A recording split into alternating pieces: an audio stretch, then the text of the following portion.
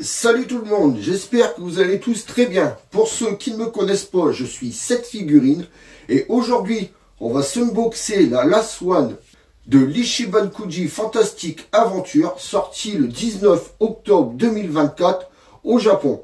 Donc on perd pas plus de temps, on fait le tour de la boîte. Donc, présentation de la boîte. Alors, ici on retrouve la licence Dragon Ball Fantastic Aventure, le nom de la Kuji, Ichiban Kuji.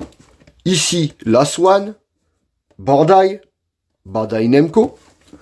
Sur le côté, on retrouve plusieurs photos différentes de notre figurine, marqué Goku ici. À l'arrière, donc, on retrouve le nom de la Kuji Fantastic Aventure. On retrouve son prénom ici. Les inscriptions en japonais.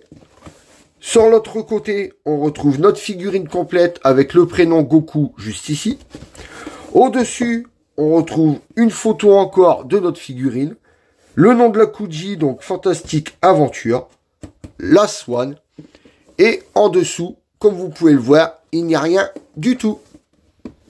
Donc maintenant qu'on a fait le tour de la boîte, on prend notre petit cutter et on ouvre tout ça. Donc on enlève ici. On enlève ici, ici, et on déballe. Alors, on ouvre tout ça. Donc, à l'intérieur, ça se présente comme ceci, avec encore le plastique rigide pour protéger la figurine. Donc, maintenant, de toute façon, on a l'habitude, il y en a quasiment dans toutes les boîtes. Donc, c'est tout léger. Donc, voilà comment se présente la figurine en sortie de boîte. Donc, comme d'habitude, je déballe tout ça, et on se retrouve pour le gros plan. A tout de suite, les amis.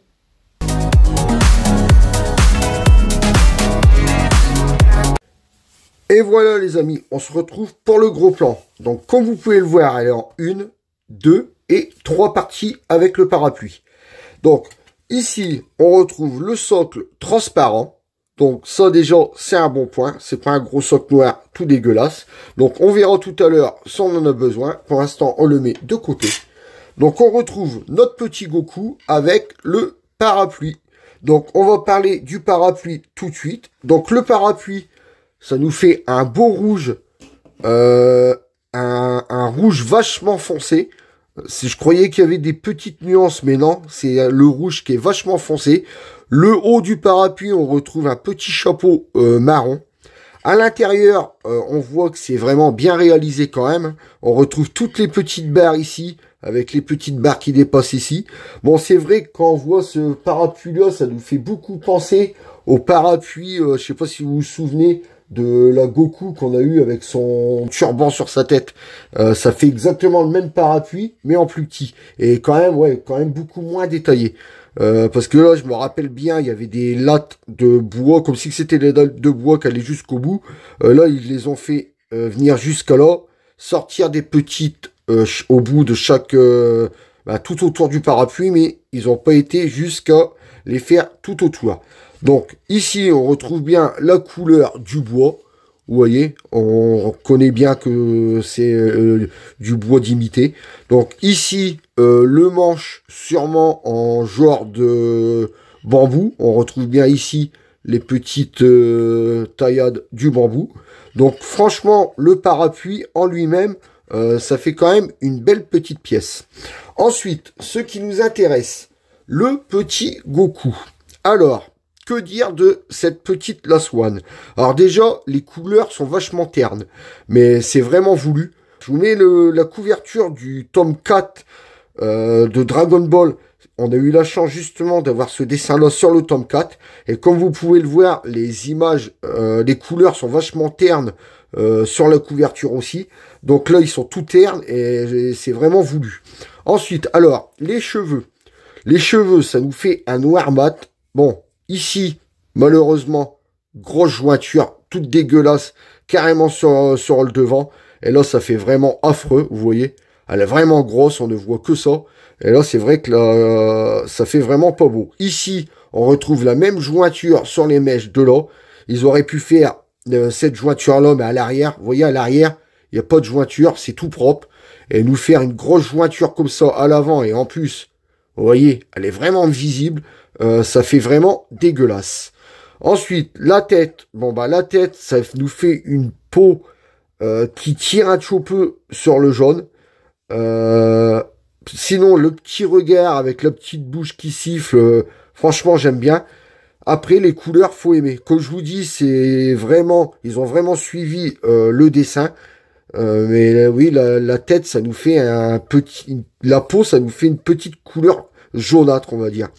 Ensuite, donc les bras, exactement pareil. Les brassards, donc ça nous fait du rouge. Attendez, ça nous fait du rouge foncé. De l'autre côté, c'est pareil, vous voyez, du rouge foncé. Ici, on retrouve la petite cordelette qui fait tenir son Uibo à l'arrière. Donc, on a l'étui du bâton magique qui est jaune. Et le bâton, on retrouve bien le bâton rouge. Ensuite, ces affaires, ça nous donne sur un verre, sur un coquille, un verre coquille. Sa ceinture, donc une belle petite ceinture toute blanche. Le pantalon, c'est pareil, on retrouve le pantalon coquille. Les bottes, vous voyez qu'avec les petites étiquettes là, ça me fait penser à des bottes de pêche. Et moi, pour moi, je pense que ça, c'est ça qui a voulu être représenté. C'est vraiment des petites bottes de pêche. Comme vous voyez, de toute façon, sur le dessin, c'est vraiment ça. C'est vraiment des bottes comme ça qu'il a. Ensuite, à l'arrière, donc on retrouve sa petite queue de Saiyajin. Donc la petite queue, vous voyez tout près, elle est vraiment bien travaillée. Il y a vraiment des petits coups de scalpel dessus pour donner de la texture. Donc la petite queue, elle est vraiment bien travaillée. Le petit oiseau qui est posé dessus, c'est pareil, regardez. La couleur est vraiment bien posée, bien représentée, bien taillée. Bon, un petit bémol pour les pattes. Regardez les pattes. Alors les pattes, ils se sont pas du tout emmerdés. Ils ont juste peint 6 traits en jaune sur la queue. Regardez. Et c'est vraiment dégueulasse. Le petit oiseau, il est beau. Mais là, les pattes, ils ont abusé carrément. Ouais, c'est une catastrophe. Ils ont peint des pattes là-dessus. Et ça fait vraiment affreux. Pour faire ça, fallait mieux qu'ils y en mettent pas et qu'ils le posent juste comme ça dessus. Donc, voilà ce que donne la figurine en complet. Bon, franchement, il y a quand même beaucoup de points positifs. La grosse jointure, les pattes qui sont peintes à l'arrache sur la queue, les couleurs ternes, mais ça, avant de l'acheter, on savait bien que ça représentait bien la figurine, donc on savait que c'était des couleurs ternes, mais c'est vrai qu'elle est pas très jolie. Donc ensuite, on va lui mettre son parapluie. Alors, le parapluie, je suppose qu'il rentre ici. Alors, j'ai pas encore envie de péter quelque chose. Ça va encore être le bordel. Je vais encore péter quelque chose. Est-ce que ça s'enlève, ça? Non, ça s'enlève pas. Et puis là, il n'y a rien qui rentre. Alors, attendez, excusez-moi. Je sens la catastrophe arriver. En plus, je suis en train de tourner la vidéo un vendredi 13. Et je sens bien la catastrophe arriver encore en direct. Attendez. Oh la vache. Eh ben ça y est. Eh ben dis donc. Eh ben franchement, faites attention parce que vraiment dur de rentrer quand même le petit parapluie. Donc, vous voyez qu'avec le petit parapluie, ça nous donne ça. Bon, en gros, avec l'ensemble, ça nous fait quand même une belle figurine.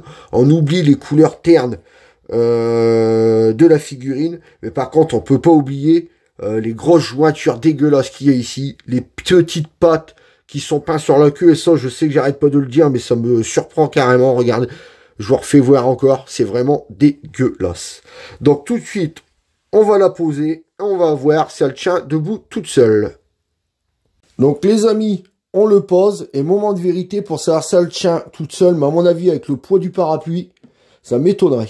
Non, vous voyez, elle ne tient pas toute seule, forcément, hein, c'est à douter. Même si on met le parapluie le plus loin possible, elle ne tient pas toute seule. Donc, alors, le socle transparent, on va en avoir besoin. Donc, heureusement qu'il est transparent. Donc ici, comme vous pouvez le voir, il y a 2 petits tétons. Ici, en dessous des pieds, il y a des trous. Donc c'est tout simple, hein. Les tétons rentrent dans les trous. Par contre, est-ce que ça se met de ce sens-là? Oui, je pense, parce qu'il y a 2 sens. Il y a soit comme ça, mais je ne pense pas que ça servirait à quelque chose. Donc moi plutôt, je pense... Oui, il y a un... Ouais, vous voyez, il y a un petit et un gros téton. Et ouais, voilà. Donc c'est bien de ce sens-là. Le petit... et le gros. Voilà. Donc voilà, là la figurine tient debout toute seule. Donc on peut remonter le parapluie. Donc voilà ce que donne notre figurine complète, quoi, avec tous les produits dessus. Voilà ce que donne notre figurine complète. Donc on fait le tour comme ça vite fait. Donc maintenant, on va prendre les mesures de cette figurine. Alors, en hauteur, donc on va prendre la hauteur du parapluie. En hauteur, elle mesure 16 cm en hauteur. En largeur, donc en largeur, on va prendre le devant avec l'arrière du parapluie. Donc en largeur, elle nous fait du 12 cm en largeur. Et en profondeur, bah c'est pareil, de toute façon en profondeur, ça va encore être le parapluie. Donc en profondeur, elle nous fait, on va mesurer ici, en profondeur, elle nous fait du 14 cm en profondeur. Donc c'est une petite taille pour une petite figurine. Après, est-ce que vous êtes fan? Ça, je vous laisse juger par vous-même. Tout de suite, on se retrouve pour la conclusion. Allez, à tout de suite.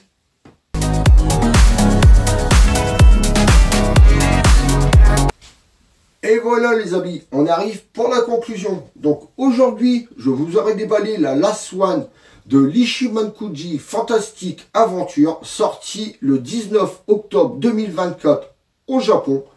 Donc maintenant que je vous ai donné mon avis, à vous de vous faire le vôtre. Donc on arrive à la fin de cette vidéo. Si vous avez aimé, lâchez-moi un pouce en l'air. Si vous n'êtes pas encore abonné, venez nous rejoindre, venez vous abonner à ma chaîne. Vous pouvez aussi me retrouver sur Instagram, TikTok et Twitch. Tous les liens sont en description. Sur ce, je vous laisse en compagnie du box et je vous dis à très bientôt pour une prochaine vidéo. Salut à tous les amis.